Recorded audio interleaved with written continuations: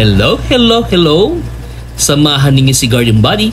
Ikutin natin itong the pool area ng Gross Residences located at North EDSA, Quezon City. Gusto ko lang namang i-appreciate ang landscape nila dito habang sinasamahan ko na rin si Bro JJ sa paglalakad. Grouping approach ang atake sa landscape. And mostly, ginagamit o inaayos ang mga halaman as boundaries. May paarko din and for sure, flowering plants na vines yan. Kaya lang, for now, walang bulaklak. Na-appreciate ko ang isang mataas na puno na restored matapos itong napapalibutan ng SMDC Towers na nasa 41 floors. Yung paggamit ng circular shape na planters na makikita din dito, na tulad lang sa approach ko, na intended din for tambayan.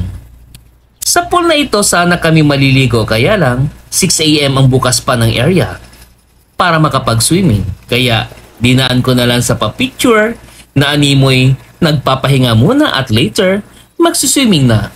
Kailangan kasing umalis ng maaga para hindi malate sa training. Enjoy ko lang stay ko dito sa baba kasi sa 41 floors na yan, doon lang naman kami sa 38th floor. Chill-chill lang, di ba? Pag nagawi ka dito, may palaruan din for kids. Pero anyway, ang mga puno ng nyug na yan, madalas tinatanggalan ng bunga. Bakit? For safety ng mga guests. Anticipated na ang posibleng pagbagsak ng mga bunga.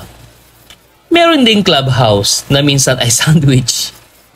May badminton at gym maliban sa adult and toddler pools. Naubos na siguro ang puno ng nyog kaya gumamit na lang sila ng foxtail na palm. Joke lang. Yan ang Olympic pool na bubungad sa inyo paglabas mo mismo ng lobby ng tower. Fountain din sa mga toddler pool.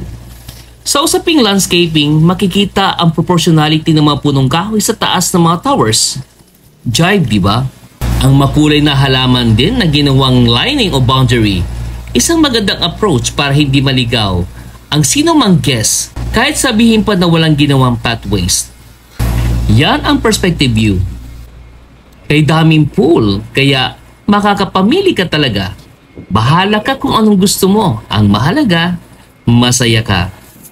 Katuwa si Bro JJ, akalain mo, hinagis ang kanyang phone para kumuha lang ng video.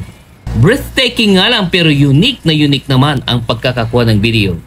Napapalibutan talaga ng towers nito na nagmistulang naging parke. Maalala ko ang halaman na ito na purple ang kulay ng bulaklak. Pero ang agaw pansin sa akin ay ang galaw ng mga dahon dahil sa ihip ng malamig na hangin. Kay gandang pagmasdan, nakaka-relax talaga. May mga ferns din na ginamit as cover sa base ng mga puno. Iba ang appeal ng layered pool, lalo kung marunong kang lumangoy.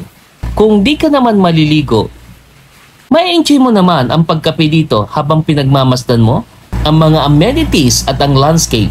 Kaya subscribe na for more. Again, Gaylord, your garden buddy. Bye-bye!